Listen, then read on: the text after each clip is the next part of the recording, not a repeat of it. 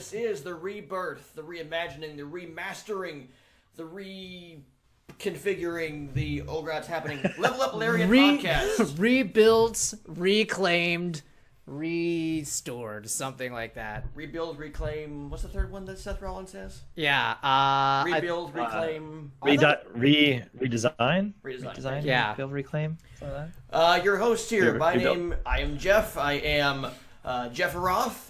This is Dave the Watchman. And Justin / Level Up Justin / Jurassic, whatever it wants to be. Jurassic J. Jurassic J is what you're gonna go by. Nah, I tried to do it with Jurassic J, but it didn't seem to really work very well. I couldn't get it to like unify, so I'm just sticking with Level Up Justin for right now. Well, yeah, the podcast is back. We do a little bit of pro wrestling and a lot of video game talk. Before we get into the main show, also streaming live at twitch.tv/nerdbacon.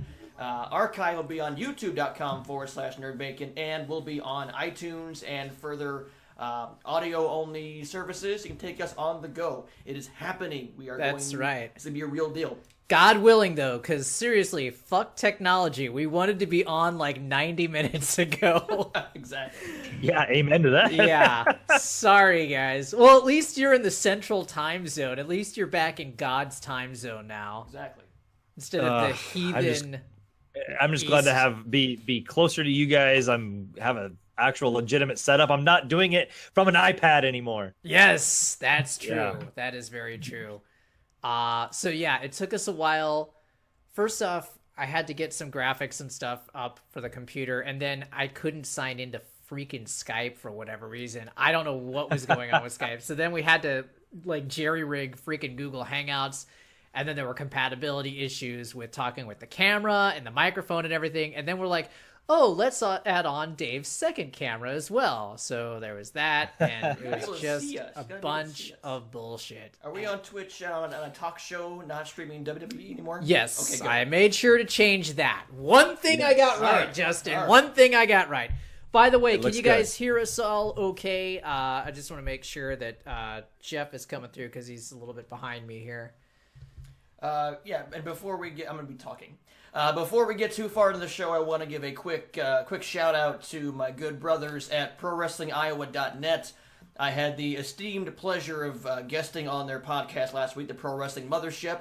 They're on iTunes as well as ProWrestlingIowa.net, as well as yesterday doing a special about WWE 2K18, which I'll be talking about today as well. But go check out and download their podcast. They're a great bunch of guys with professional wrestling pedigree. Those guys are awesome. We may be joining them for TLC this weekend. Who knows? Oh, that'll be sweet. So, we'll be talking with them soon. We're kind of talking about some, throwing around some ideas for subscriber perks. Oh, watch my internet go down now. No. Jesus Christ.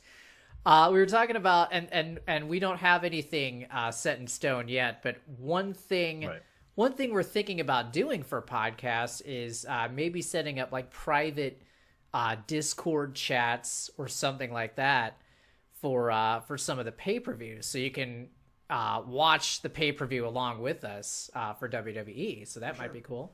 Yeah. A little fruit fly flying around here. Doc Croc says good stuff. Good stuff. I'm assuming that you're talking about the audio and not just my hair. I was thinking about my mug, the yes, Shield mug there. That is an awesome mug. You know. Guys, let's talk some pro wrestling real quick. There's a couple news I want to get into because there's been a rash of walkouts. A couple weeks ago, word came out that the king of the cruiserweights, Neville, walked out on Monday Night Raw. The rumor that we hear was that he was supposed to be in the main event against Enzo Amore, the then cruiserweight champion, and then jobbed to him. Neville was not okay with this. I also heard he was not on the WrestleMania DVD, so he was not getting the royalties off of that. That's what I heard. Guys, right now, Neville might be out of the company. Thoughts on one of the best things, the thing that made 205 Live watchable. What do you guys think about the King of the Cruiserweights perhaps not being in WWE anymore? Justin, go ahead. Well, he is superbly talented, and I think he was definitely utilized a lot better in the NXT, I guess you'd say division, or the NXT show. I don't think that they've utilized him the greatest, but I don't know what all they can do with him. He's not a super diverse character, but I definitely think that Heel Neville's awesome. Heel Neville was great. Heel Neville was definitely better than Face Neville. I'll give him that. So, he definitely, the king of the cruiserweights, was definitely the best thing that he's done to date. I just was very shocked and surprised that he walked out. He won't be, so to say, unemployed very long, but I don't know how long his contract is gonna, is out there. I don't know how long he's got till it expires. So he may have walked out because of that T-shirt. It's sucks. Horrible. That's the worst T-shirt I've ever seen. I haven't seen the T-shirt yet. Oh, it's terrible. You can make that MS Paint. It's that bad. Really? Yeah. Okay, we'll look this up real quick while we're that. talking. It sucks that Neville left. To Justin's point, they definitely used him a lot better in NXT than they did on the main roster. 205 was kind of a godsend for him because it allowed him to transform himself into the king of the cruiserweights instead of being like fucking Mighty Mouse is what he was earlier. Exactly. Right. Do you think it has something to do with Austin Aries wanting his release as well? Because those two had a great rivalry. I mean, Austin should have won one of those championships. He should have been champion at some point. But do you think? I think the big thing is Neville did not want a job to Enzo. I'm sure Enzo has backstage heat. So you got to assume that Neville was not okay jobbing out to Enzo again. Well, and we know that Neville is obviously the more talented and athletic of the two. There's no question there. The only thing that Enzo may have on him is obviously the backstage heat, and he also he has that charismatic side that is something. I mean, it sometimes is super annoying, but it's something. So what's that? It's none of those. It's on actual WWE shop. All right. Sorry, I'm looking for the Neville shirt. So I don't know. I think that I don't know if Austin Aries had anything to do with it, but that definitely is an odd timing. Him leaving not that long ago, and then Neville walking out. I just think that at this point, WWE has a wealth of talent that is trickling upwards from the NXT ranks, and if they continue to underutilize, these guys are going to find better places to go that they'll be utilized. That's the thing. Like Neville can go to, and he can pull the Drew McIntyre, and he can go to Ring of Honor, he can go to New Japan, he can go to Indies and build his name back up, and then come back. I mean, I don't think he'd come back to NXT, but he could come back and make a big impact. You can make money, as the Young Bucks have proven. Yes. No one walks out on us. Well, Neville might not be the only guy person who walked out, because rumors are circulating that Nia Jax walked out of Raw last night. Now it's just a rumor. It's not been proven true. It's just been on the internet, so who knows if this is true or not. But the rumor's out there that Nia Jax walked out on Raw last night. I imagine this is because she looked so great at was that Hell in a Cell, or was that No Mercy? Because she was dominating. No Mercy was. She was dominating at No Mercy. Yeah. Now all of a sudden, here comes Asuka, and she's set to face Emma, and now Nia Jax is again being buried a little bit. So I wonder, it's creative differences, obviously, but what do you guys think of of Nia Jax, an amazing performer, maybe not the best talker of the women, but she definitely has a presence. She might be gone as well. It's definitely unfortunate. She had such a future as one of a women's champion. I mean, she was on track to eventually become the women's champion. It seems like they've really mismanaged the whole women's revolution. I don't understand why they haven't let Sasha Banks have a legitimate run. I don't understand why they've soured on Bayley so quickly. It just, for all the strides that they seem to make, they seem to be so good at cutting the feet out from underneath themselves. And I don't understand why. Well, I think the crowd turned on Bayley first.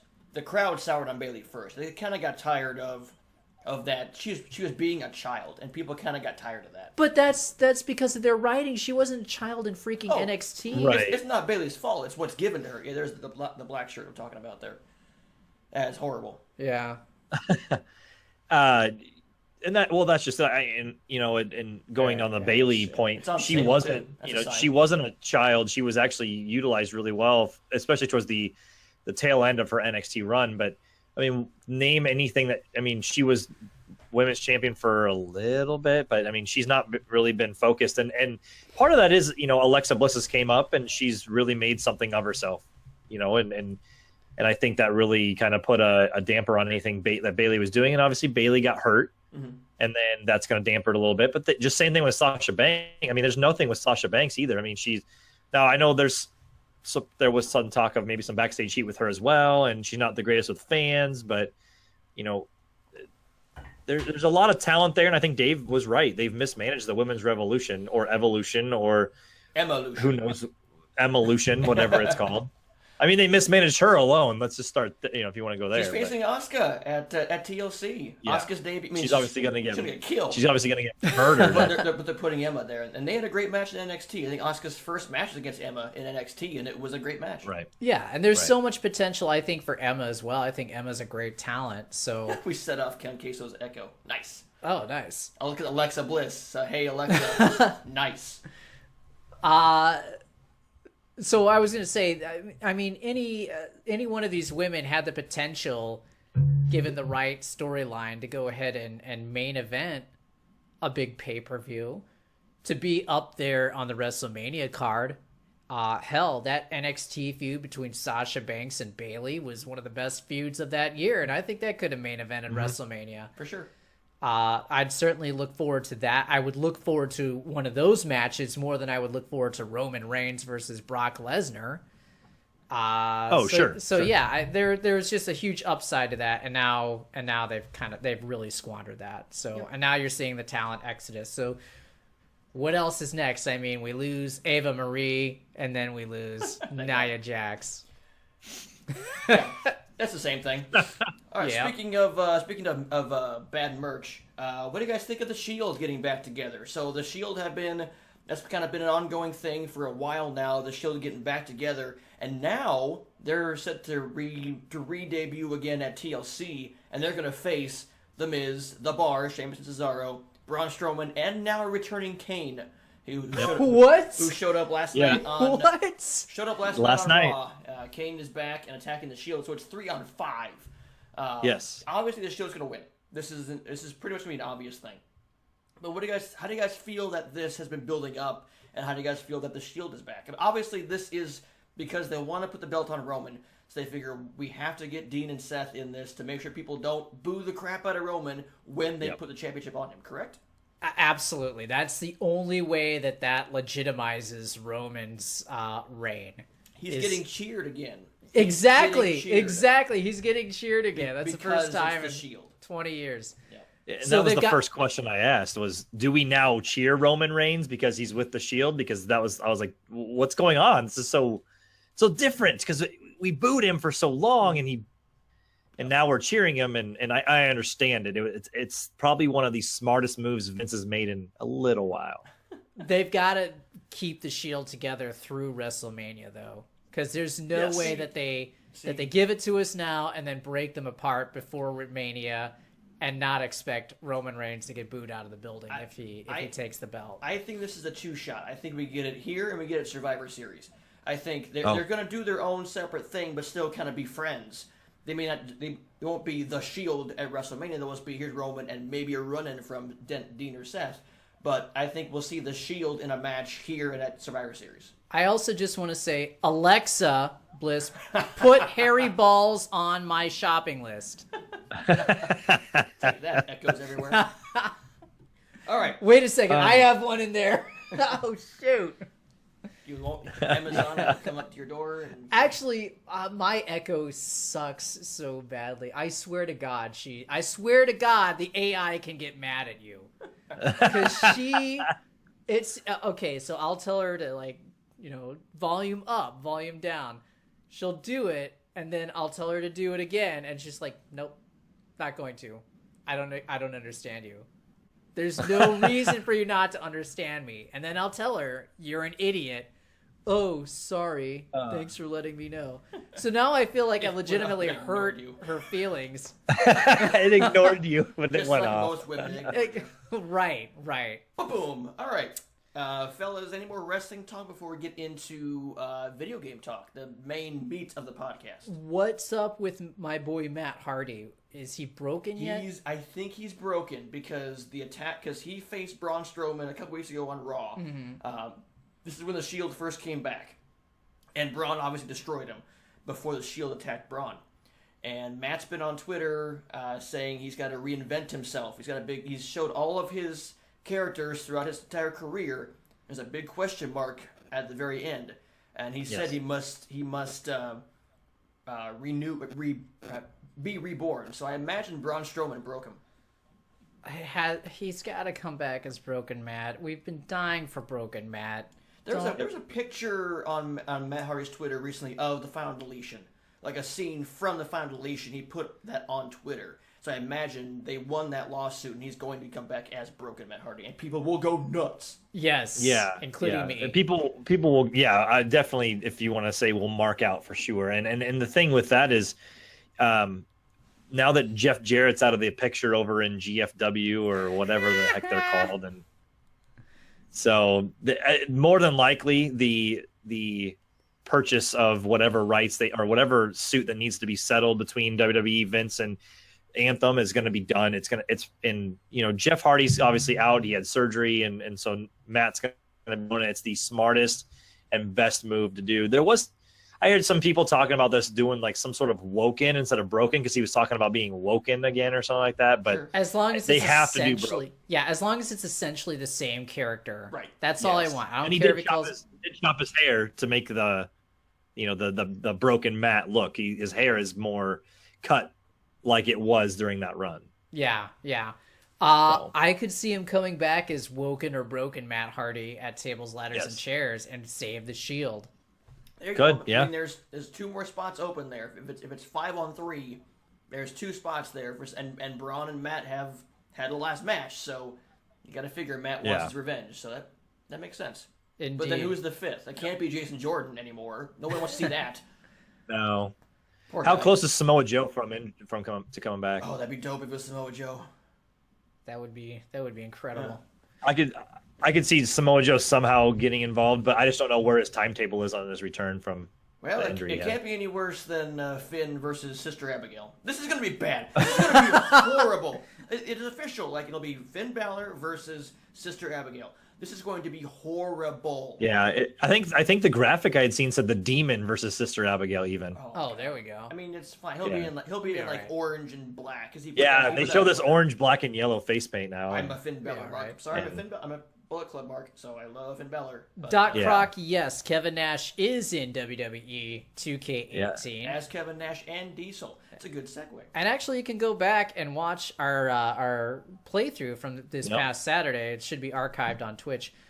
Alexa, activate the self-destruct device.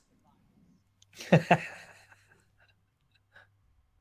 your one blows up over there. Yeah, exactly. Yeah. Right. As you heard explosion to your right. Any more wrestling talk before we get to video games? No, nothing for me. Yeah. Now with the video game portion of the show, of course, now we are video game guys. We are experts in the world of video games. At the end of this, we'll take about 10 to 15 minutes at the end and allow the chat to ask questions of us, and we'll be the expert panel in the podcast. So I want to start. We'll start with the Visceral Games. So. Oh yes. Yep. We'll start with sad news, obviously. That's newer. That's a news story today. Yeah, that broke today. Breaking just today. Yeah. Is that EA has shut down Visceral Games, the studio behind the Dead Space series, Dante's Inferno, Battlefield Hardline. They also had some things to do in the Godfather games. They go back a ways, but Visceral Games is now. Don't experts us. I mean, I'm trying to, come on. I read video game magazines. That's right. But yeah, Visceral Games is now shut down. Obviously, it sucks because people lost their jobs. These are very talented people, and people love the Dead Space series. I think Justin, you've played all of the Dead Space games, haven't you? I've played 2, 1 and 2. I think 2 was regarded as the best one. I think. Well, here's what EA's Patrick Soderlund had to say. Our industry is evolving faster and more dramatically than ever before. The games we want to play and spend time with, the experiences we want to have in those games, and the way we play, all those things are continually changing. So is the way games are made. In this fast-moving space, we are always focused on creating experiences that our players want to play, and today that means we're making a significant change with one of our upcoming titles. Our Visceral studio has been developing an action-adventure title set in the Star Wars universe. In its current form, it was shaping up to be a story-based, linear adventure game.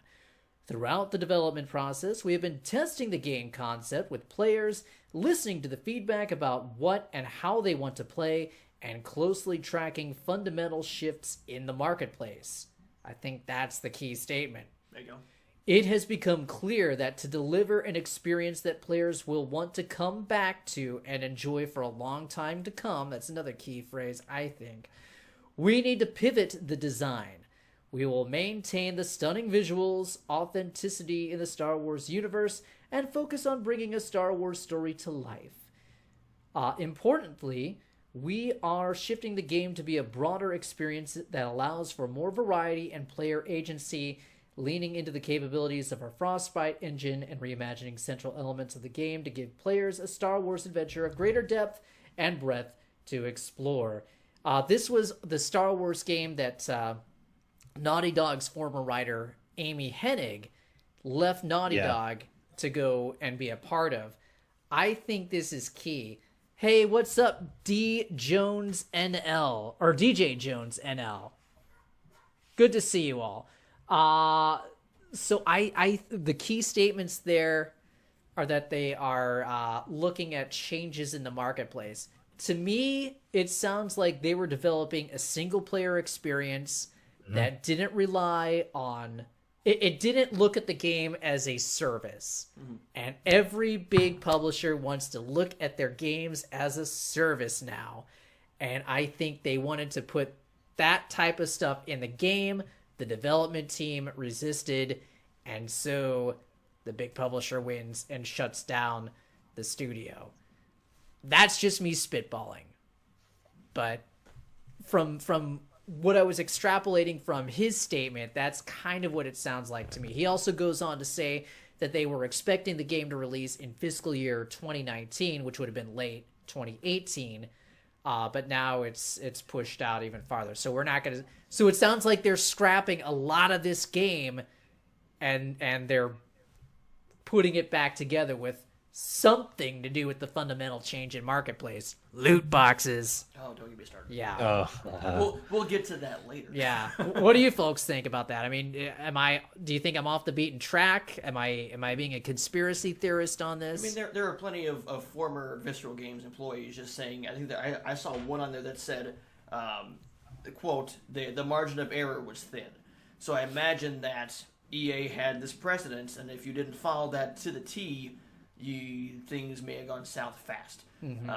Which I think may have happened. I think EA just said you're not following our guidelines, and all those guys can go off, and guys and girls can go off and make fantastic games elsewhere. Those guys are talented beyond belief. We met Activision guys at Evo that are now making coffins, and people from those big name companies can go out and make wonderful indie games and succeed. So obviously it sucks they lost their job, but we hope they land on their feet. Yes, definitely. It does take a lot to succeed, though. I mean, for every huge success like Cuphead, which just broke 1 million copies sold last week, you've got tons of games. This guy beat it. You've got tons of games that just, they don't match up. And the shitty part is, these guys can go make a great indie game, but they're not going to get to make their kick-ass Star Wars game. That's what's... Getting a Star Wars game is a big deal. You have to be good on the Star Wars license, or else you're done. Right. You're done. Well, and I'm going to echo something that the Doc Croc says in the chat. I miss the days of the single-player games not as a service.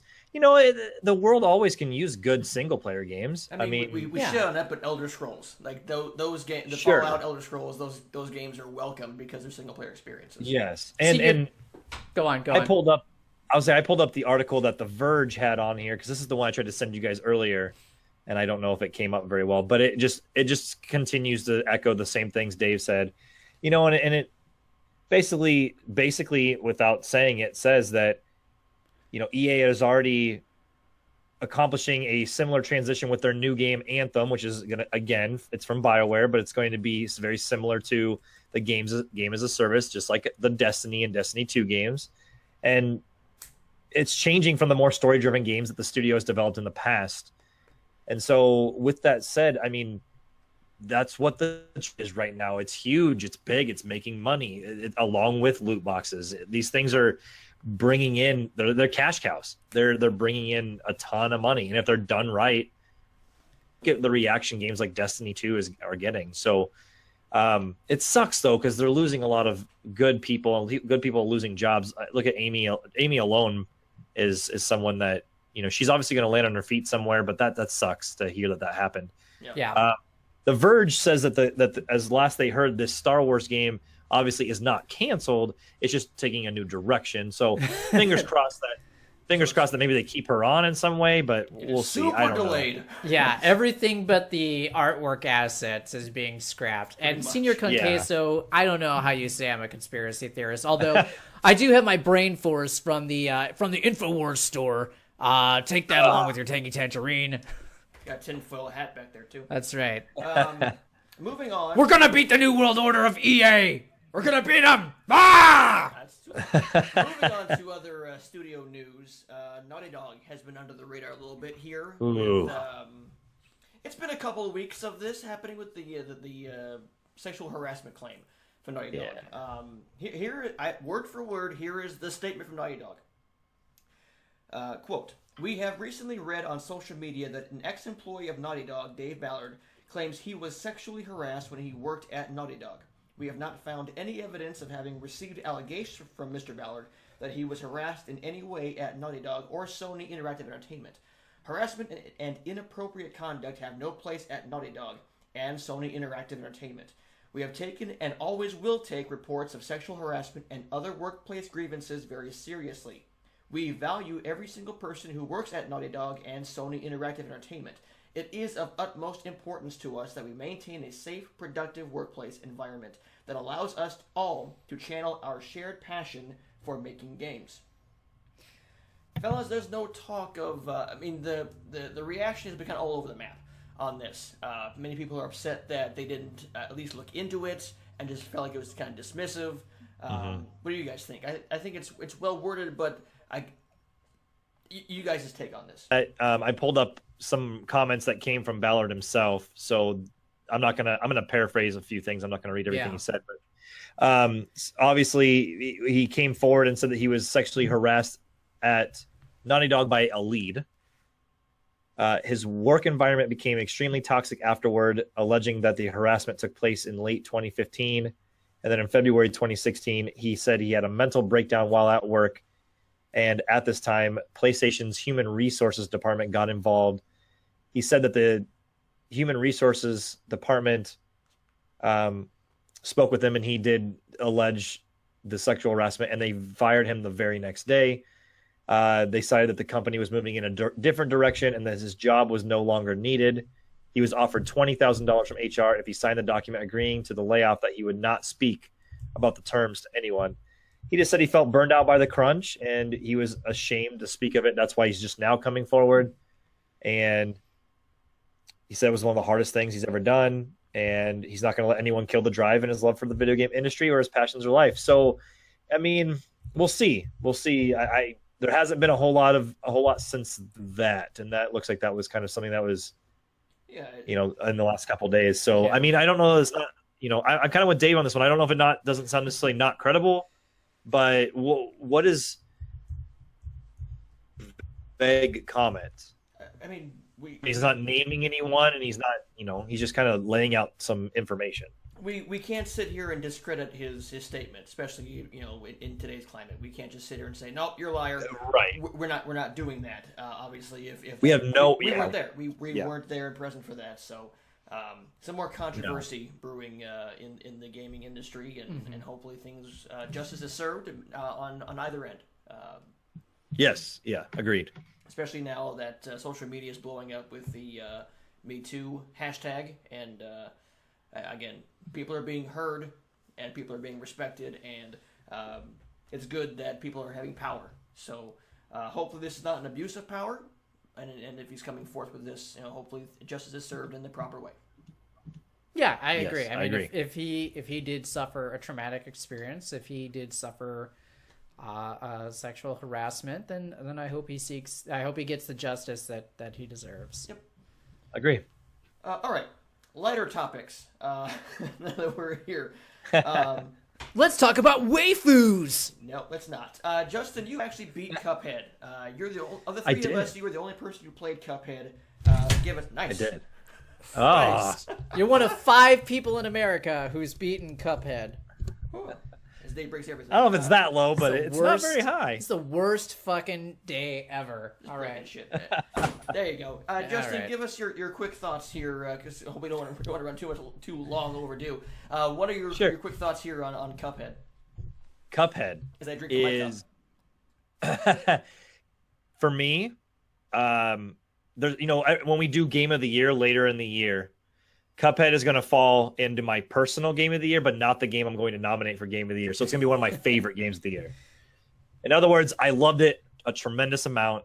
I'm glad that they went back and added it in the run and gun levels. The boss levels are insanely fun. It is punishing. There are patterns that you can learn, but it's not like the new school games. It definitely harkens back to the Mega Man and the Contra games. And so if you basically are not paying attention, you will lose. Sure. Yeah. Also, it basically sets you up to learn how to defeat bosses as you go through. So the bosses are super easy at the beginning, as they should be, but by the time you're facing the final 2 bosses, you kind of know, okay, this is what I need to do. They're not going to throw anything too off the wall at you. But I've beat the game. I've gotten I play on Xbox, beat the game. I've gotten all but 3 achievements. Wow. How long did you say it took to beat the game? Playing through it, I did a little bit of a longer playthrough because I did try to get the A ranking on every boss. Sure. Probably about 18 hours. Okay, that's nice. Substantial for a $20 game. Yeah, $20. I played about 18 hours. I've gotten A ranking on every boss in the game. I've beaten a level without getting hit. I've beaten a level without killing an enemy, which gets you a P ranking for pacifist, of course. and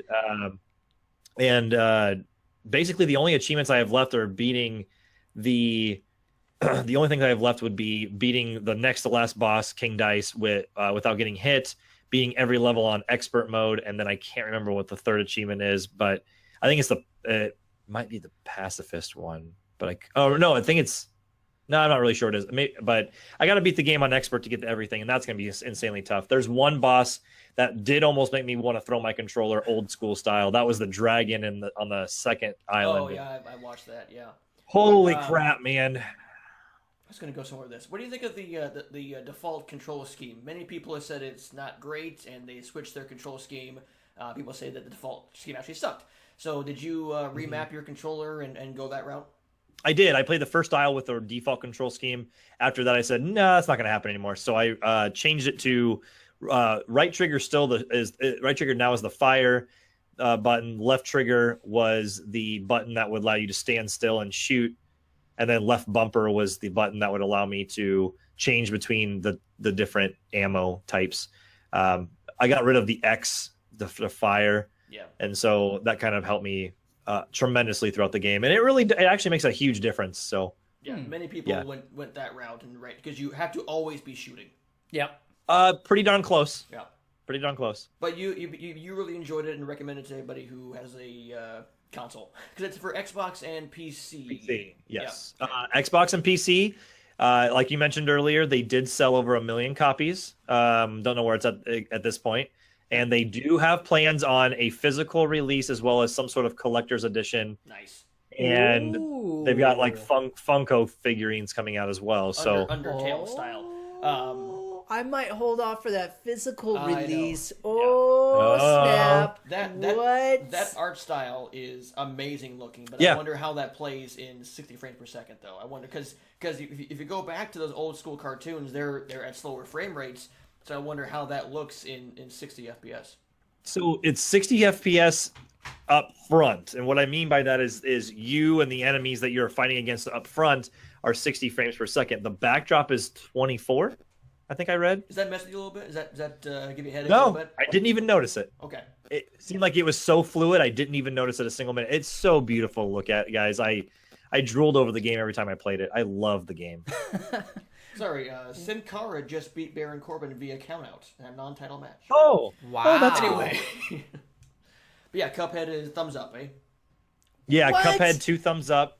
Why? Why would Sin Cara beat Baron Corbin? There must have been Why? some outside interference from. Why? Maybe AJ got involved. Who knows? But yeah, Cuphead. Going back, just Cuphead. I would give it. I would. If I had to rate it on a scale, it'd be 4 to 5, or a 9.0 out of 10, or 2 thumbs up. I definitely recommend it. Well, you got $20. How many cubits would it get? What's the nerd? I would say get $20. You got a PC or an Xbox. Go get it. It's worth it. Yeah, and these guys did a phenomenal job. Yeah, Nerdbacon's a 10-point scale. There you go. So we look forward to your review on Nerdbacon.com. Senior Conqueso, you say, Dave, just know. I'm not sure what you're knowing me. Is it my desire to get a Cuphead physical edition, or is it my desire to get Cuphead at all? Because yes, you're right. I will be frustrated with it. I will hate the game. Yeah. I mean, I played it. I played it at a friend's house, and it's great. It's hard as fucking balls, though. But yeah, I do want to buy it just to support the developer. And yes. Yep. And if they were to have any sort of physical or collector's edition, it's going to go right behind me. Where on any of the stuff I've got, I'm definitely going to get to support the developer. If they come with a little figurine of Cuphead and Mughead, I'm way in. They do that. Funko. If you go to Funko.com, they're not the Funko Pops. They're the Funko vinyls. I've already got the Cuphead, Mugman, and the Devil are all able to be bought, and I pre-ordered all 3. Happening. That's awesome. Happening. They need to come up with Cuphead like an athletic line, so you have a Cuphead cup. There you go. Yeah. That's a whole different. Don't make a deal with the devil down there. All right. On that note, Justin, you've also been playing the recently released Middle-earth: Shadow of War. I have. Now, Shadow of Mordor was one of my favorite games of the year when it came out. I think it was number 2 on my game of the year that year. Okay. Now, Shadow of War has been getting some, pardon the pun, middling reviews. I don't know. Just that first review that we saw was kind of middling. The rest were pretty good. It seems like people are kind of crapping on the end game, the Shadow Wars stuff at the very end of the game. Because microtransactions exist in a single-player game, which is kind of bullshit. But tell me more about Sexy Shelob. Oh man. Okay. So, so how do I want to? Give a shout out over here. I'm here. Yeah. Hey, Rod, how's it going? Thanks so much for joining the Level Up Lariat podcast. Yeah. Here on Nerdbacon.com. All right. Shadow of War, Sexy Shelob. Yep. Does she spin a web of sultry desire? How's there you go. That was pretty good. I have never, very few video game characters have I looked at and been like, hot damn. But she looks very good, even on my monitor, which right now is only 1080. She looks fantastic, fan-freaking-tastic. Got to upgrade but to I'm 4K only creepiness. Yes. Yeah, I'm. She does look very good. I will say I'm only in the first act or whatever, so I'm not too far into it. I did stream it a little bit on Saturday, Sunday, something like that. Twitch.tv/levelupjustin. Go ahead. Yeah, that was a nice little plug there. Thank you. But yeah, it's definitely if you like the first game, you're gonna like the second game. But I haven't gotten to the end game part yet, and I don't know how much I will have to grind, if at all, when I get there. But I'm assuming by what I've read, I'm going to grind a little bit to get to the so-called end game. But I mean, let's hope not. Polygon had a good write-up on you should not spend a cent in the microtransactions, and they give you a little guide for getting to level 60, and there's some stuff that you can do to avoid paying them money for. Because microtransactions in a single-player game is absolute bullshit, I think. I would agree. I've never really paid money for like DLC and stuff. Like maybe for a fighting game, I'll buy like some extra characters and stuff like that. Like Street Fighter, I bought the season passes. I bought extra characters for King of Fighters 14 when those went on sale. But like I don't buy any in-game items. I don't see why it's such a big deal. I Well, guess it the biggest depends. deal. Yeah, go on. I was gonna say it depends on what the in-game items are too. If you're buying a season pass because it's a game you know you're gonna play, let's look back at a game like Batman Arkham Knight. They came out with the season pass. They didn't give you a whole lot of info right away, but I knew I was gonna love the game. I loved all the Arkham games. I knew I was gonna play whatever they threw at my way, so I went ahead and got the season pass. Now with Middle Earth: Shadow of War, when I did get the game, I opted just to get the base $60 game. I didn't go with the $99.99 with the season pass and all that. No, just because. One, I didn't need to spend the extra money. And two, the way I was looking at it was, I don't know if I'm going to want to do all that extra stuff. There's so many games right now that are out that I don't know if I'm going to have the time to go into all that. So if you like this, only going to get worse from here on out. Exactly. And if you like the studio, and if you want to support the studio, for example, Cuphead, MDHR, if you want to support them, by all means, buy that stuff. Sure. Support them. But Dave's right, too. There's also in-game items where it's like, oh, buy this T-shirt. Well, now, come on now. Do I really need to buy this T-shirt? Or is there a way to, buy some sort of season pass and we get it cheaper? I always try to look for, a way to support if I like the game, but I'm not going to sit there and drop a bunch of money. I'm not playing Candy Crush here and I'm buying extra lives because I can't beat a level or something. Yeah. So. And the Blizzard games, Overwatch was kind of, it wasn't the first, obviously, but that's the one that comes to mind is with those loot boxes. And we'll get the loot boxes. It's the 2017 trend of the year. Yes. But they make it make sense. I've spent money on the loot boxes during the seasonal events because I want to get those exclusive skins. They make it worth your while. And I buy Hearthstone packs. I want to be good at Hearthstone. So that makes sense. But, again, a single-player game... Why? And when we get to the subject of the loot boxes and the microtransactions and all that, it's got to make sense. And some are doing it right, and some are just hideously stupid about it. If you want to even go, I don't know if we want to segue into it at all, but you get to the talk of the shaders in Destiny 2 being, consumable only one time. I don't want to spend the fucking money to get that kind of stuff. Granted, I'm not playing Destiny 2 because I'm boycotting the damn game, but that's another story. So, anyway. It's a good game. Jeff says no. It's a good game. You freaking money on that kind of cut out extra levels, and I wanted to spend an extra $5-10. Sure. Yeah, paying money for extra colors and shaders and stuff is crap. And I hate spending extra money for costumes as well. I've not spent a cent on the Destiny 2 shaders. They come in the drops. I've not spent a dime beyond what I paid the $90 for the Super Duper edition because I knew I would play the shit out of Destiny 2, which I have thanks to the Iron Banner stuff that happened recently, which you can find archives on at twitch.tv/JeffRoth. I've not spent. I love that game. Moving on. Yay. Loot crates. I've been playing some WWE 2K18. Yes, you have. You can find that archive of myself and Dave checking out that game at twitch.tv/JeffRoth. I like that game. It's better than 2K17, but they have loot boxes, which is bullshit, again. Because it's all tied into the My Player. So there's the My Player career and the Road to Glory mode. Where you take your created wrestler, either online or in My Career, to, level up a character, but the moves and attire and boosts are locked behind loot crates. Bullshit. I say bullshit because you use virtual currency. There's no microtransactions, so that part cool. You cannot spend real money on these loot crates. Cool. Gotcha. But you use this virtual currency for everything in the game, so you're stretched really thin, and you don't get a whole lot of VC for playing matches. You get maybe 100 or 200, and the top crate is 10,000. Obviously there's 10,000, 5,000, 2,500.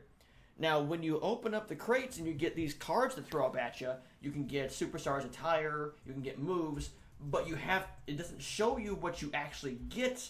You have to dive into create a move set or you have to dive into 5 or 6 different menus to figure out what you actually unlocked. It's very time consuming. And I think that's a case of that system was not thought out. That system was, hey, everyone else is doing it, why aren't we? But other than that, I actually really enjoyed the game. I think, first of all, it looks fantastic. I don't know. You saw it as well. What are your thoughts on that? I was gonna say. Pay attention. No, I thought you were going to Justin. I was gonna say.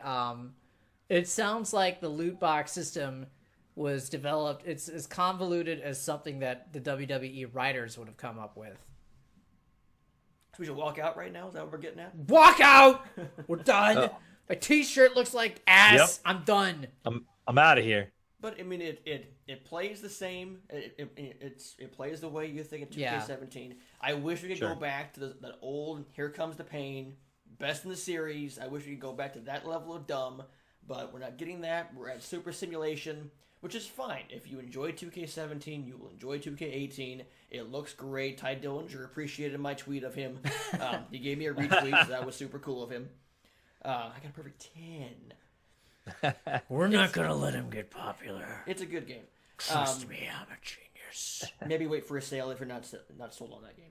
Yeah, I mean, and that might be what I do. I haven't picked it up yet, and I haven't played one in a few years. But from everything I have seen, it looks like just a more polished version of 2K17. Yeah.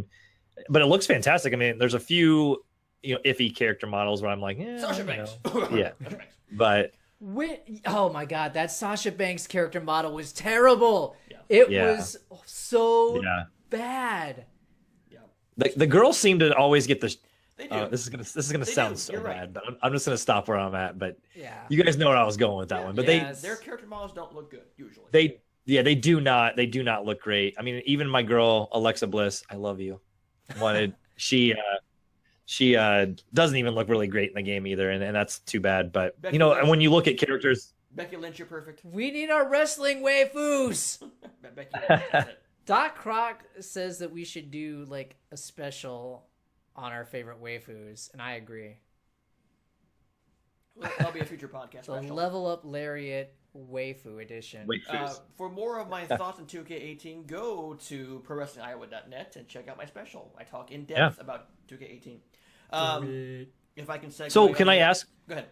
I was just gonna ask real quick. So with the loot boxes, so if you're creating a character and I want the shooting star press, and it's in I gotta unlock it via a loot crate that I get with virtual currency? Yeah, so it depends. Either you can get it there, or it might be a move that you can just buy out of the creative wrestler or creative moveset. There's something you just buy. But if it's locked behind a loot crate, you better hope to God you pull that card, which is kind of shitty. Like I understand you want to make it be a grind. I understand you want to make it, hey, you are a incoming indie darling trying to make your way through the grind to the main roster. I get that. There are other ways of doing that than hiding your content behind loot crates. So can you spend money to just like unlock everything? Because you could do that in WWE 12, and I actually spent money to do that because I didn't want to. They did like the fast pass or whatever the heck it was called. You can totally buy. It's like $5. Exactly, you can totally do that and buy every championship belt, every arena, every character you can unlock. You can do that for $5, or get season passes in there as well. I do that every year because I don't want to actually play and grind, so I spend $5 and do that. But to get the specific, you're blocking my mic. Sorry. For the specific move you want to get, that accelerator does not affect the mic career. It does not affect those moves and that attire and those boosts. You have to get those through in-game loot boxes, and there are better ways of making that grind feel real without having to resort to that kind of a system. Gotcha. Okay. I just want to play as Aleister Black. I'm good otherwise. So. I'm a peacock. Nice. Dave, I've noticed this too. Whenever I'm hanging out with you, I'm wearing this shirt. I wore this for an Evo. I wore this for a Spirit tournament. I'm wearing it. I need a second shirt. It's because you have class. You have taste. I have one shirt apparently. The only reason I'm wearing a shirt and tie is because like I came home with like 3 minutes to spare before Jeff got here. I had just enough time to change my pants, and that was it. So I go to Hot Topic and I buy this. I buy my Kenny Omega. I buy my nice Rocket League shirt. I buy this, my Kenny Omega, and my Bullet Club shirt. I'm getting my Cody Rhodes and Marty Scurll Villain Club one for Christmas. Wait a second. Senior Conqueso says he's making brownies, but we can't have any. I want brownies. They're special brownies. What the hell? What the hell, Senior Conqueso? Come on. What kind of crap is that? Let me segue from that into another game that has loot crates, but it actually makes more sense. Forza Motorsport 7. Okay. I put a few hours into Forza. And I have it on a basic Xbox One. I don't have a One S, and I won't be getting a One X at launch. I'll get it eventually because of money issues. I pay for things in my own pocket. I like Forza 7 a lot. It's not Horizon. Horizon's a better series overall. Now, the Forza 7 loot crates work in that when you reach a driver level, you can unlock either a skin for your character, you can unlock a car, or more currency. And unlocking meaningful things like cars totally makes sense. I'm like, especially for a car collecting game with over 700 in that game, totally makes sense where I can actually get cars or stuff like that. So that loot crate system makes a little more sense. I mean, it still kind of sucks I can't pick what I want and can't go into a showroom and buy a car, but it looks fantastic. It might have the best rain effects in any game ever. Wow. Like racing in the rain is an experience, and I cannot wait to see people playing it on Xbox One X in 4K. It's going to be amazing. I am so interested in finally seeing what the Xbox One X can do. Yeah. Because you really can't get that when you're just watching YouTube videos and stuff. Right. Yeah. And you can't, Twitch allows you to stream in a max of what? Is it 720p? I think so, yeah. Twitch is 720p. Mixer is, well, I will wait to say what I'm going to say about Mixer in a second. But no, they, I'm going to actually share on nerdbacon.com since I am a new member of the team. But I am getting an Xbox One X, the Scorpio edition, actually, day launch, and that was my gift from my wife for Christmas. So, I'm getting that. I'm gifting her my Xbox One S to the living room. So basically, I'm saying, hey, you bought me this. I'll just put that upstairs. Who needs a ring when you have an Xbox One S? So I'm very excited to see what this machine can do. But yeah, 4K. I mean, it sounds kind of dopey, but 4K raindrops, man. I mean, I just want to see the detail. And the problem is that's all you're going to be looking at is 4K raindrops because there aren't really exclusives for the Xbox One X. You had to bring this all down. I'm sorry. Breaking news from SmackDown. Breaking news. I saw it. Breaking news. Jinder Mahal has challenged Brock Lesnar to a match at Survivor Series. What? Yes. What? Don't hinder the Jinder. Jinder versus Brock's happening at Survivor Series. Yep. I mean, that's been for a little while. Yeah. But anyway, Forza 7, it looks fantastic. It drives great. I cannot wait till I compare that to Gran Turismo Sport, which I picked up yesterday. Downloaded it. Here's my miff. I told Dave I had a miff. I was a little miffed.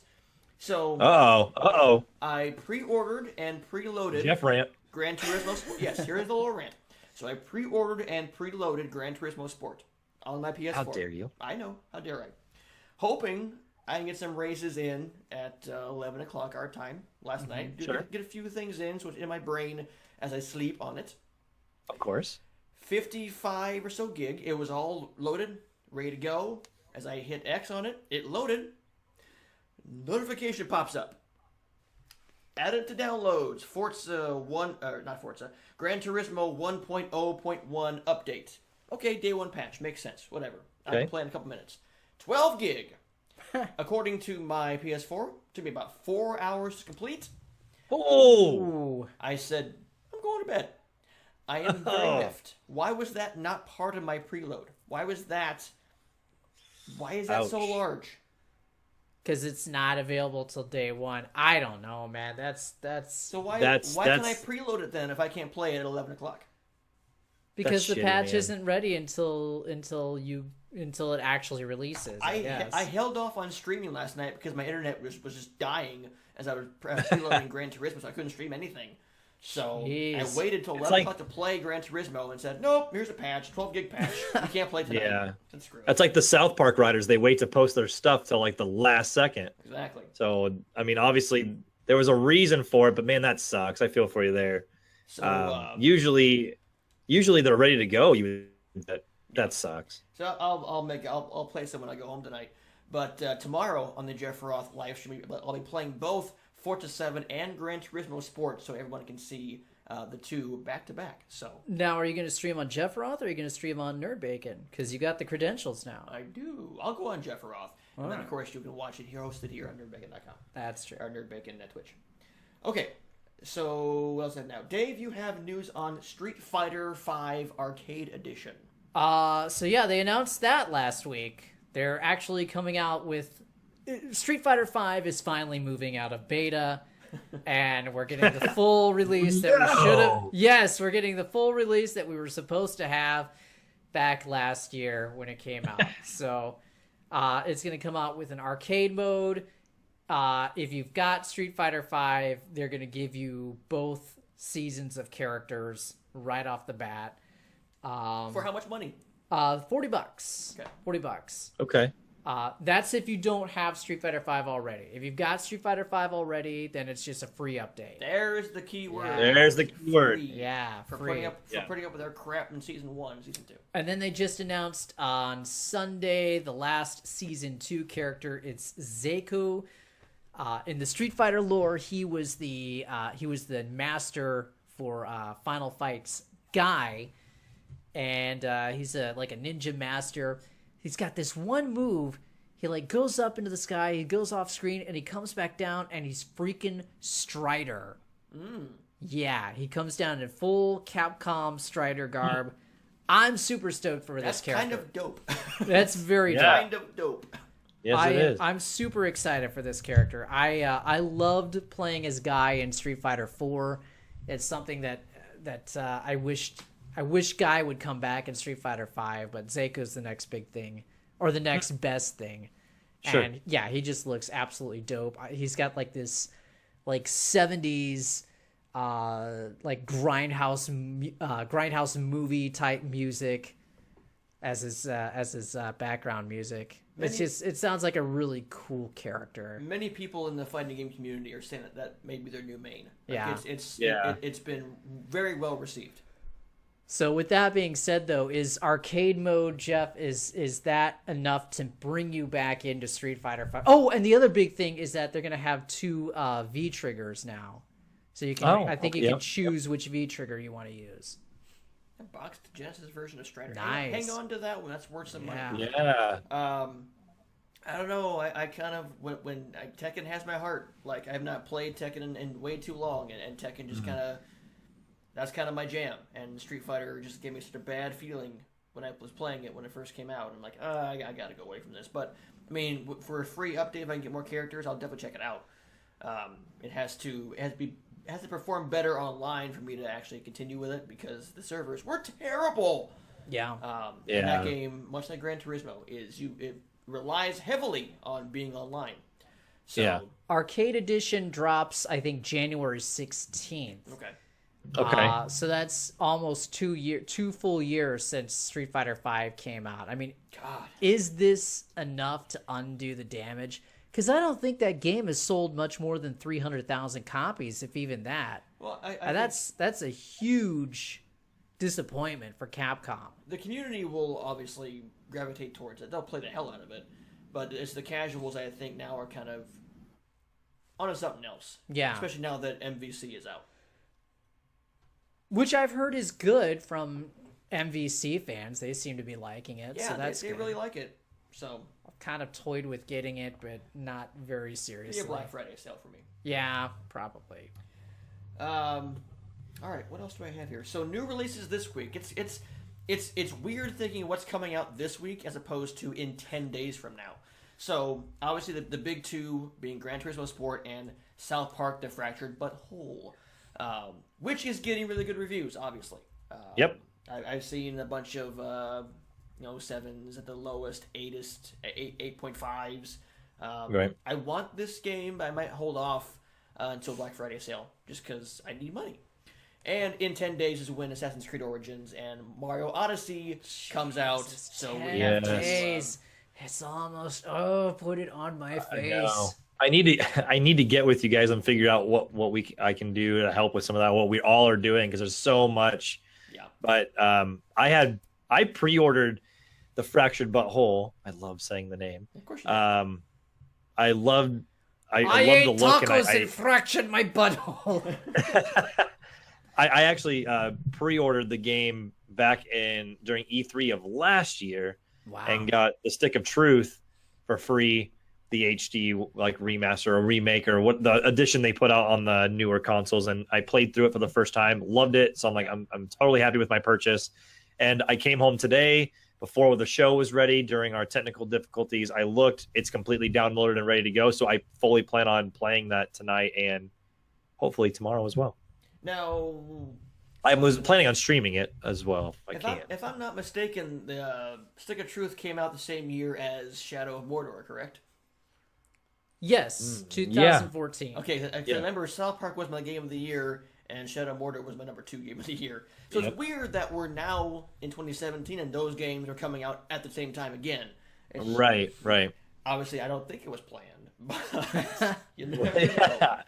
You never know. What's weird to me, though, is that you've got a new Zelda, a new Mario, a new Metroid, a new Sonic. All coming. That all came out this year. Kirby. A new. Did Kirby come out this year? Yeah. 3DS. Yeah. Yep. And they re-released Crash. They re-released Crash. That came out this year. A new Tekken came out this year. Yep. It's been so good. Going back to the oldies, man. I tell you what. Yep. And here pretty soon, I'm getting stoked because next month, LA Noire Remastered is coming out. And LA Noire is one of my favorite games of all time. I love LA Noire. I never played it. You definitely Me neither. should. It is a fantastic game. It's not Rockstar's best because Red Dead Redemption exists, but LA Noire was a great surprise, and I freaking loved that game.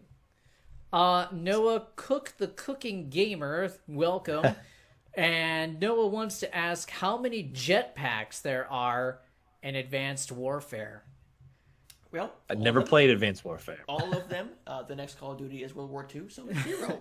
Every one of them. Every jetpack that ever existed. Here's the thing. The warfare is so advanced in that it's literally like infinite jetpacks because they can just put jetpacks inside of other jetpacks because they have some sort of interdimensional gate within each jetpack. So it just keeps going through like subspace, and you can just keep putting jetpacks in there. So that's how many jetpacks are in Call of Duty Advanced Warfare. I don't know. Doc Rock says 6 terabytes worth. It's 6 teraflops. Yeah, way to go. Way to screw up your own joke. Way to screw up your own joke. All right, Justin, you have been watching more on the Xbox One update. Oh, yes. Which just recently dropped. It scared me because all of a sudden I have a new dashboard on my Xbox. What else besides a fancy new dashboard can we expect in this brand new super duper Xbox One update?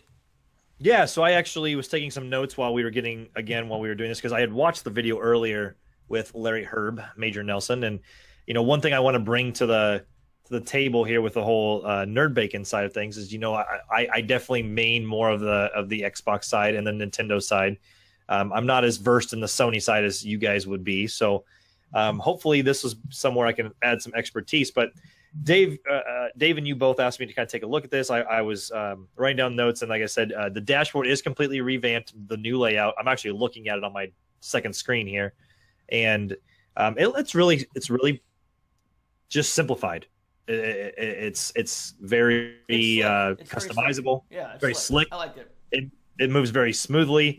Yeah.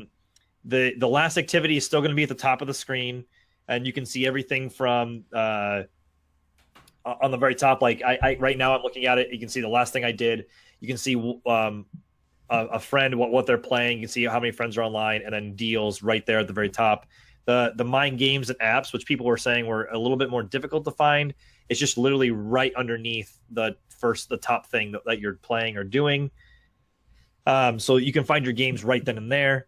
The entire dashboard can now either have a light or a dark theme, so a la your Twitch. So if you like the light theme, it's your old school Xbox 360 kind of white, if you want to go that way. Sure. If you go straight down, they have what they're called blocks. Any game, friend, person that you follow, pins, shortcuts for games with gold or Game Pass, they're all going to be able to be listed there. You can actually customize them to whatever you want. And if you don't know what you want to customize, at the very bottom, they give you hints. Like, hey, you might like this. So you can actually customize it to be really personalized to whatever you like. Now, you mentioned third-party cameras. Dive into that a little bit. Yes, I did. So let me flip over to that. So third-party I'm ahead of your camera. notes. I'm sorry. No, you're good. You're good. And let's see. Third-party cameras. So I wasn't going to dive into that yet, but let me audible here. So Spoiler. Xbox One X will now allow for 4K game clips and screenshots in game DVR and Mixer. Okay. Unlike Twitch, across all Xbox family platforms, Mixer will now allow you to stream in 1080p. Wow. And they will allow for a USB third-party support to use your webcam off the shelf. It can be, they didn't specify any, I mean, I'm guessing I can just plug in my Logitech right now, and it'll allow you to broadcast yourself during gameplay or video chat during Skype. You do still need some sort of headset in order to broadcast any voice audio. So you can't just voice it using the camera headset. But I have seen some videos of people saying that you can use your Blue Yeti maybe, but I don't know how true or accurate that is. Yeah, I was going to ask about that. Can I use Kinect? But still, I've got... If you have the adapter, you could probably still use the Kinect. What the shit? No, I was saying I can still broadcast that way through Xbox. So that's cool, though. That's really cool that they're allowing for the third-party mic or the third-party cameras at the very least. Sure. It's so annoying to me, the whole idea of like, well, PlayStation 4 has this great Twitch app that's built right into it, but if you want to be on screen, you got to buy their proprietary $60 bullshit camera. Right. For whatever reason. Why can't I just use my own $40 camera or whatever? Exactly. You know, and as I was building my new setup, I purchased the Logitech C20 or 922. If I can just plug that in and go, that's going to be superbly awesome. I'm fantastic. I'm just reading some of these comments that are going through the chat here. But going forward, if you today is for everybody, but going forward for live chat is for subscribers. So if you subscribe to either Nerd Bacon or Jeff Roth or Justin, when that happens, because you'll get there very soon, we will be opening up subscriber-only chat and Q&A for subscribers as a benefit. So. Yeah. So that's a really cool feature that I have updated the console. I have not tried that out. I actually need to kind of do some digging in and figure Mixer out if I, because I can, obviously we can stream from Mixer using OBS and whatnot, but I kind of want to see how it works in the actual UI when it comes to the Xbox itself. But the fact that they're doing this is really fantastic, because as I'm a newer streamer and I'm getting into all this, I'm slowly learning that, PlayStation has some difficulties that I have to kind of work around to get it to really stream correctly. Sure. I need to update my capture card, but I'm like right now I'm unable to hear game audio in my headset, and with the way I've got the setup, it's kind of weird. I've kind of been working around, but with Xbox, it'd be making it a lot more user friendly. And this just adds to it. I mean, everything's about the user at this point. We're not giving you exclusives, but you know what? We're going to make it the easiest place to play anything at this point. So kind of a little cool, nod. And I think that was, I put a little star there. That was probably the highlight to the video that I was watching earlier today. That gets me excited. And I hardly ever touch my Xbox One. So it's a neat update. It looks really nice. Yes. And really the only other things I want to mention before we kind of step away is just when you click the Xbox button, it's instead of, it's still going to pull up that side, I think they call it like the fly tab or whatever, the fly out. The now, yeah, the teraflop that's going to fly out. It instead of it being everything's up and down on the side, all the tabs are now at the top. You can use the D-pad, you can use the analog stick or the bumpers or the triggers, whatever, to go between. It's really fluid. It's so fast. And it's easy to find what you're doing. If you select something, another fly up or another teraflop pops up, and you can kind of go in between those. So that's really cool. If you go into a game hub for a game, just everything for the game, like the info, all the DLC, anything you could buy for it. And then pretty much other than that, if you are someone that's going to be buying a new Xbox whether you're going from day 1 to S or day 1 to X or X to X or whatever you're doing. They are making it so you can back up your system settings in all games to an external hard drive, or you can actually transfer over your home network. And the rumor, and I haven't seen this officially stated, is that Xbox has designed the Xbox One X to where when you're transferring, you're not going to be eating up your data caps. So if you're someone that has data caps, it's going to be able to transfer over your home network without using really any data. That's awesome. How many teraflops is it? 6. Ah, all right. Okay. Alexa, order some teraflops. It's over. I want some teraflops with those brownies, Alexa. Some quick hits before we take her home, fellers. Yes. Yeah. All right. Speaking of updates, the Nintendo Switch eShop had an update today, adding a on sale option. Games on sale. So now you can see, which is dope. Very nice. Thank you for that visual. They're going in the right direction. They still need to figure some shit out on the online section, but that is a on the right path for sure. Also, Justin, you mentioned Freddy Krueger is coming to Dead by Daylight. Oh my god, yes! When is that coming? Okay, so he's not been officially announced. He was teased by the Dead by Daylight developers. The video is out. It says "Do not fall asleep," and it shows 4 claw marks on what looks to be a boiler room, like bar or tube of some sort, and then the 5th claw mark making the 5th, like the 5 logo from the Dead by Daylight series. By the way, I play this all the time. Please watch or please join me. I love this game. We're thinking the 26th because that's when the next community event starts. Right. So the 26th, not the 26th, it'll be by Halloween. Doc Rock, shout out. Lastly, yeah, Doc Rock. I got an email from EA saying that that Mass Effect Andromeda has now come full circle and is available in the EA Access Vault. Which means if you have Origin Access or EA Access, it is free for you to play. That is awesome. And I was just thinking about getting that as well. That means that game is officially dead. Because now it's free. Yeah. Poor assholes. Rest in peace. I'm a little upset that I spent all the money on the deluxe edition of Mass Effect Andromeda, and now it's free. Yeah. Yeah, they tombstone the shit out of that game. It's going to be very interesting what kind of comments we have once we do our Game of the Year special, which we are going to do. Yes. A Game of the Year special this year. Yeah. I'm really excited about that. You're mentioning the song request in chat. It's because of copyright infringement, okay? I don't want song requests that are going to get me flagged for copyright. Yeah, don't get us flagged, Doc Croc. That's why it's not going to happen right Yeah. now. Maybe later. Maybe during the Extra Life live stream. We might go there. But Here, I'll give you a song. I'm Henry the Eighth, I am. Enjoy that Henry the second Eighth, I am. guys, real quick, what are you guys playing currently? Justin, go ahead. Currently, lots of Dead by Daylight, and I'm playing that on Xbox One. Possibly going to get it on PC as well. Otherwise, I'm going to be jumping into the Fractured But Whole and Shadow of War. Those are the 3 main games I'm playing right now. Now, real quick, chat, go ahead. We're going to have a Q&A for the next 10 to 15 minutes about video games. Keep it video game related. Video games. While that's happening, Justin, what's happening on twitch.tv/levelupjustin here the next week or so? Okay, so I'm coming up with a lot of cool content, and not only going to be sharing that with Nerd Baking, which obviously you guys host my channel, I host yours, so I appreciate the love back and forth. If you don't already, I host you, then you host me. That's right. Please, I feel like that should be a Michael Bolton song or something. It's a But Pokemon anyway, thing. Come on. Well, yeah, but I mean, I'm just saying it sounds like How you can come we prepared. be twitching if we're not hosting? Come on.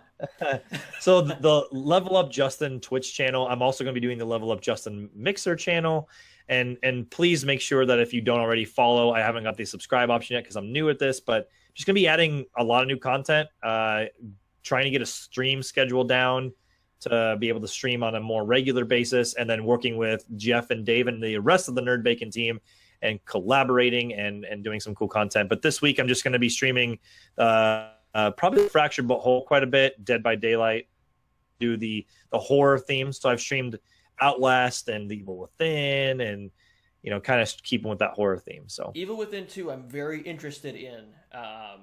Boy, that game, I'm not a survival horror kind of guy, but that game looks really cool. That does look really cool. Dave, it does. It does look pretty cool. At nerdbacon.com and this Twitch channel right here, what are you doing with your life, sir? Well, I've been taking care of a sick girlfriend for most of last week, so I haven't really been playing a whole lot. But I need to do a final push and try and get Zelda beaten in the next couple of weeks, so I can start Mario with a clean conscience. I don't think it's gonna happen. 10 days. I know. I don't think it's gonna happen, especially because I'm going on vacation next week. But I'm gonna do my best to try and get through as much of Zelda as I can. I just pretty much gave up on the fact that I haven't beaten Zelda yet, and I don't know amount of time. I can if I really concentrate, I can get through. I got 2 divine beasts to beat, and then go get the Master Sword and uncover the rest of the memories. I mean, I can. Oh, sure. So, what have you been playing recently besides trying to get Zelda beat? That's about it. Okay. I've been playing that, I guess, and I bought Golf Story. That came out on Switch a couple weeks ago. Oh, yes, you did. Yeah, that's a really cute game. It's only $15. It's definitely worth it. I bought that, and I also bought Sonic Mania. I streamed that a couple weeks ago. Okay. That's pretty fun. So. And you beat Star Fox 2. I did. I played. I got an emulated ROM of Star Fox 2 from back in the day. Let me. Well, okay, yeah, I didn't get a Super NES Classic, but I did go ahead and play through Star Fox 2 just for the hell of it, because I had kind of toyed with it a while ago when I got into emulation. Real quick thoughts? Yes. I'm gonna write an article on this. I think it's hard to review an unfinished game. Well. It's not so much of a review as more of a look at what can Nintendo do to revitalize the Star Fox series. Because when you look at Star Fox 2, that's when the series just started going to hell. And you can see a lot of the ideas that got put into different entries in the series started with Star Fox 2. Yeah. It's a fun game, but it's definitely nowhere near at the level that the original Star Fox is. And that can be said for every single game that has come since. Sure. None of those other Star Fox games are as good as the original. Star Fox Zero got close, but then Nintendo decided to get weird with the whole, hey, we got to do something with the Wii U gamepad. And so they put all that business in, and that just ruined the game. I like Star Fox 64. I enjoyed that game. Yes, Concasio, please donate your SNES Classic. We'll take it off your hands. And send that with that Intercontinental Championship belt to my address. Would you please? Thank you. I might be able to snag an SNES Classic this Friday. Once Senior Concasio State is not on fire. I want a Raspberry Pi. There you go. Sure. Yeah. People are already hacking the SNES Classic. So. Right. Exactly. Right. Yeah. As far as what I got going on at twitch.tv says Jeff Roth, I've got tomorrow, obviously, it's the Forza and Gran Turismo Sport stream, as long as no one's walking in my house, because we're putting a house on the market, so people just walk in my house. So that's weird. I've been playing a lot of Overwatch, because the Halloween event's happening right now. They brought that back, and there's some extra sweet skins, so nice. That is great. I really want that Dr. Junkenstein's skin, so I have some monies. You located the belt. You know, I would love. Yes. Oh, I really would love to. And what's up, Brand 1314? Sorry. No, I was just saying I would really like to jump back into Overwatch, man. That game is so much fun, and it's just I've had it for so long, and I played it so much at the beginning, but I don't know. Do you think I could jump back into it? Or do you think I get murdered? I haven't played since Doomfist came out. There's still Doomfist is so good. I've never seen Doomfist live. There's the play versus AI mode, so you can always PvE, that sort of stuff. I've been playing some WWE 2K18. I'll be doing a My Career on my YouTube channel, which would be fun to do that. What am I playing right now? That's pretty much the main stuff until Mario Odyssey comes out, and that's my life. I'll be getting Assassin's Creed and Odyssey that day. I'm going to skip on Wolfenstein until it goes on sale. Yeah. Because I need money. So, quick question. We're talking about the games that are coming out on that big day. Which game are you getting on October 27th? Both. Odyssey and Assassin's Creed. You got to get both. Okay. No question. I just didn't know if we were all on the same page. Well, I'm getting Mario Odyssey. Lauren is getting Assassin's Creed. By the way, give Lauren our love, and I hope she feels better. Yes. She's doing fine now. She's just about over it. She's just out of town tonight. I knew she wasn't gonna let you not get Assassin's Creed. Come on. Right. It's already paid for, I'm assuming. Yes. Question in the chat from Senior Concave. So who do we main? I'm assuming he means an Overwatch. We'll get to that in a second. We've got a Q&A coming up. Like 2 seconds. That's a good question for a Q&A. Yeah. Anything else, I'm guys? getting Chinese Call of Duty. That's where they shoot General So's chicken at you. I'm going to try getting back into Warframe because now I'm a Twitch Prime member, so I got some sweet loot in Warframe. I might try getting into Warframe. Besides playing Madden, just trying to do some solo challenges. I played Warframe for 5 minutes once. It's interesting. Yeah, I did too. But that community is... They're very welcoming, but that game is so far beyond my reach right now. It's like playing EVE Online for the first time. I'm like, I don't know. You know what game is fantastic? Everybody's Golf. Oh, it's so good. That game is so good. Oh my god, Dave. Talk about Game of the Year stuff. That's on my top 10 list. Oh my god. Wow. I think Jeff and I don't know, Dave, have you played that game yet? I have not played that game. Jeff, we might have to co-stream this one. I feel like we need to get together on this one. Yep. Somebody's nipples are hard. All right, let's play some music. Let's take us out of here. We need a Q&A Chat, session here. Stay here for the Q&A. We've got a Q&A coming up. Thank you very much, everyone, for watching the Level Up Lariat podcast right here on NerdBacon.com. We will be back next Tuesday, so don't forget to follow us. Don't forget to check out Nerd Bacon's YouTube channel, and don't forget to check out the mothership, NerdBacon.com. Hang out with us for 10 minutes. We will see you next time.